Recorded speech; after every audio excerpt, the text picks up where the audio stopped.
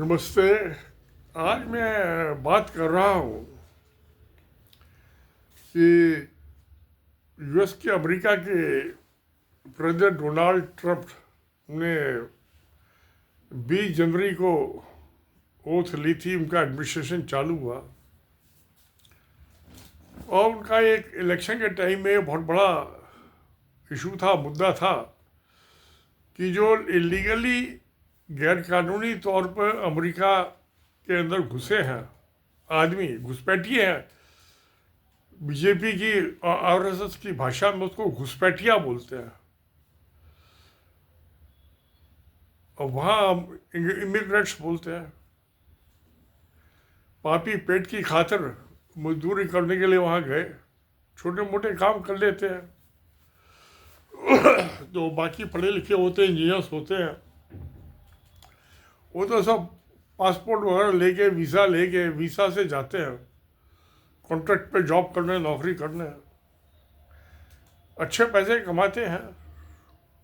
मगर जो गैरकानूनी तौर पे जाते हैं, जिनको घुसपैठिया बोलते हैं, ये बीजेपी और आरएसएस वाले जो भारत में, इंडिया में गैरकानूनी तौर पे आते हैं, तो वहाँ उन्होंने कोलंबिया, मैक्सिको, दो कंट्री जिनके मैक्सिको बॉर्डर लगता है, बहुत आदमी वहाँ, सबसे ज़्यादा तो आदमी मैक्सिको और कोलंबिया के हैं घुसपैठिए, इलीगल इमिग्रेंट्स। तो उनको मिलिट्री प्लेन में एयरक्राफ्ट में बैठा के भेजा वापस। मगर कोलंबिया और मैक्सिको की गवर्नमेंट ने उसको एयरक्राफ्ट को उतरना ही नहीं दिया, लैंड ही नहीं करने दिया। कहीं तो बेइज्जती है, हम इस तरह से नहीं लेंगे, आदमी तो ले लेंगे वापस, बाइज्जत भेजिए आप। और वो बिना लैंड किए वापिस चले गए कोलंबिया और एशिया के, इसके मैक्सिको के जो थे। तो उनको पैसेंजर प्लेन से भेजा। तो कोलंबिया के और मैक्सिको प्रेसिडेंट होते, गवर्नमेंट ने उनका स्वागत किया, खुद एयरक्राफ्ट में गए उनको रिसीव करने के लिए। एक वहाँ की सरकारें हैं, अपने इंसानों की, अपने जो देशवासी है उनकी बेइज्जती बर्दाश्त नहीं करती है। उसके बाद इंडिया, भारत, मोदी के प्यारे दोस्त ट्रंप साहब ने यहाँ के आदमियों को हथकड़ी और बेड़ियां लगा के वापिस भेजा और उनके वीडियो रिलीज किए। तो यहाँ की सरकार की भी बेइज्जती हुई, इंसानों की भी बेइज्जती हुई। भाई, देशवासियों की बेइज्जती तो सरकार की बेइज्जती है ना, देश की बेइज्जती है। मोदी साहब को इससे कोई, इनकी इज्जत पे कोई फर्क नहीं पड़ा। क्यों नहीं उसका जैसे कोलंबिया, मैक्सिको के गवर्नमेंट ने, वहाँ के पॉलिटिकल लीडर्स ने अपोज किया ट्रंप साहब को, ये क्यों नहीं कर पाए? क्या कमजोरी है इनकी? कोई तो वीकनेस होगी। अभी 2 दिन पहले एक नेपाल, छोटा सा कंट्री है इंडिया का नॉर्थ में, वहाँ के भी 90 आदमियों को वापस भेजा, 90 आदमी को। मगर उन्हें पैसेंजर प्लेन से भेजा, हथकड़ी बेड़ी लगा के, मिलिट्री प्लेन से नहीं भेजा। तो अगर जो नेपाल की गवर्नमेंट से और वहाँ की पॉलिटिकल लीडरशिप से ट्रंप साहब को डर लगता है, उनके साथ वो हकीमत नहीं कर सकते जो भारत के साथ की है, मोदी के साथ की है, नेपाल का प्राइम मिनिस्टर के साथ क्यों नहीं की? कोलंबिया और मैक्सिको के प्रेसिडेंट के साथ क्यों नहीं की? उन्होंने उसका मुंह तोड़ जवाब दिया। पाकिस्तान और बांग्लादेश से भी गए में इलीगल आदमी, उनको भी किसी को वापस नहीं भेजा। और जितने वापस आए सब हिंदू हैं।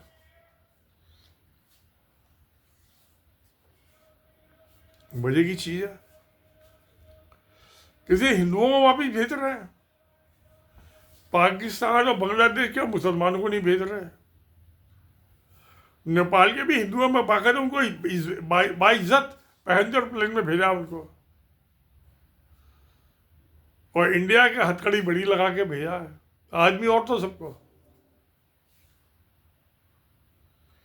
और जो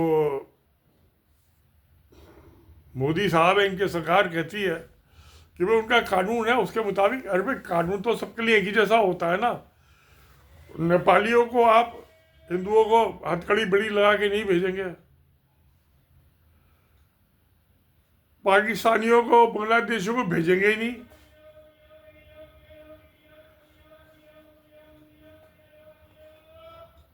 श्रीलंका वालों को नहीं भेजेंगे, वहां से भी इलीगल गए हुए हैं।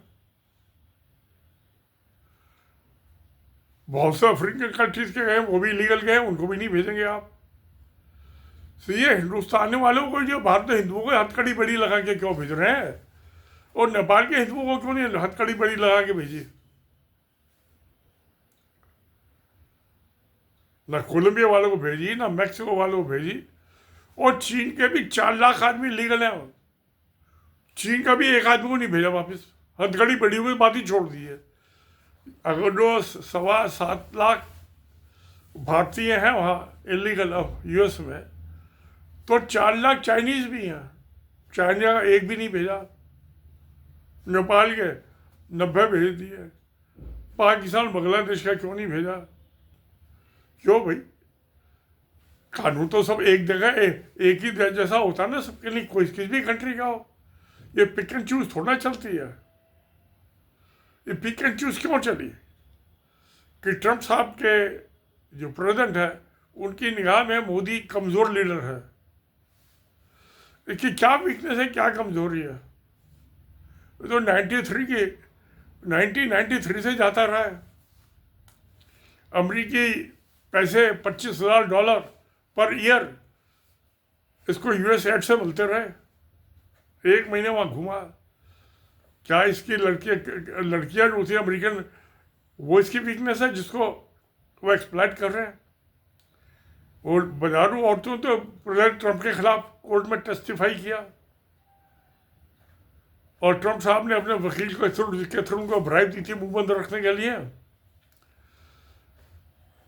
वो तो बच गए, मगर जिनको उनका वकील को दिए था, वकील ने उसको पैसे दिए, प्रोस्टिट्यूट्स को, तो उनको जेल की सजा हो गई। तो क्या मोदी का भी कुछ ऐसे ही मामला है? वीकनेस है, अपनी बीबी को छोड़ के भाग गया था ये।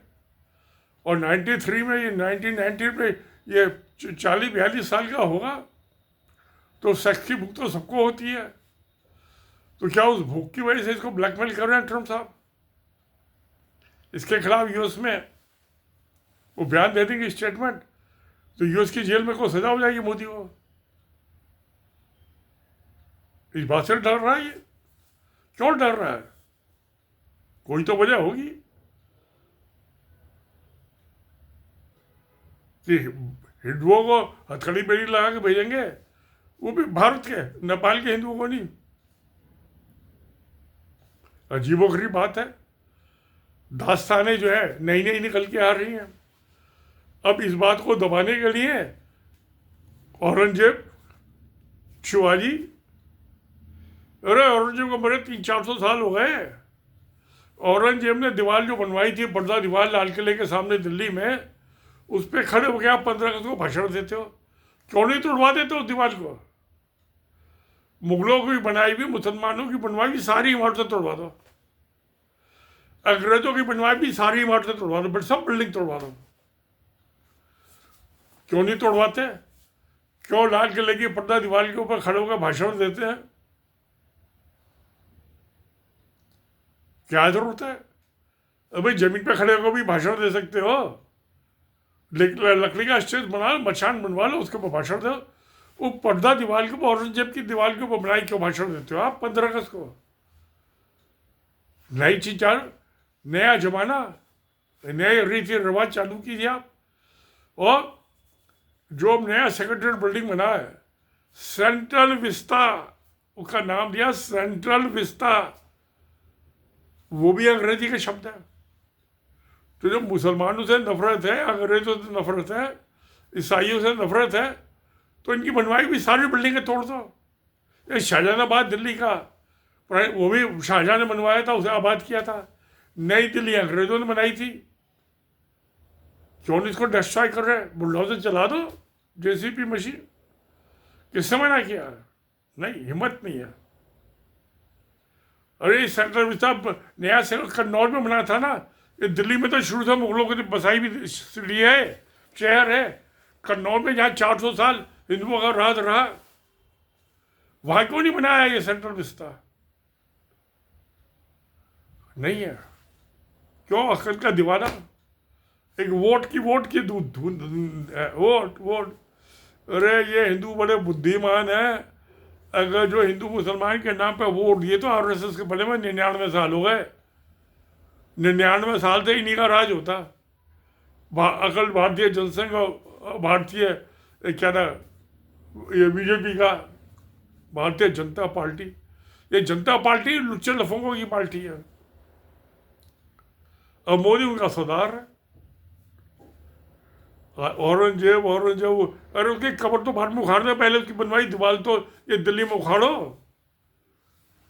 वो मोदी नहीं उखाड़ते तो आप भाई जो हिंदू कहते हो मुसलमान के नाम पर वोट देते हो, आप जाके उखाड़ दो। लाल किला ढा दो, ताजमहल ढा दो, कुतुब मीनार ढा दो, पुरानी दिल्ली ढा दो। Demolish everything which is built by Muslims और ब्रिटिशर्स। जो से हिंदुओं ने बनाई उसी को रखो। क्यों नहीं करते?